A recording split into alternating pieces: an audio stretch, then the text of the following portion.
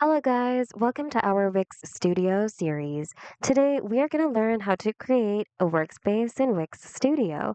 For those who are new to Wix Studio, even with only one account, you can have multiple workspaces for different agencies or businesses, and you can switch from one workspace to another. By having a workspace for each business or agency, you can be sure that each workspace is organized and tailored according to your business or agency's needs. Here's how you can create a workspace in Wix Studio. Fast and easy.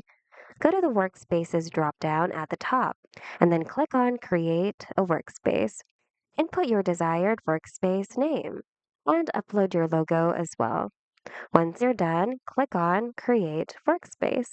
And that's it. Your workspace has successfully been created. And you can switch from one workspace to another by going to the Workspace drop-down at the top and by simply selecting the workspace you wish to work on. And that's all. Hope this video was helpful. If it was, hit the like button and consider subscribing for more Wix tutorials. Thanks for watching and see you guys in the next video.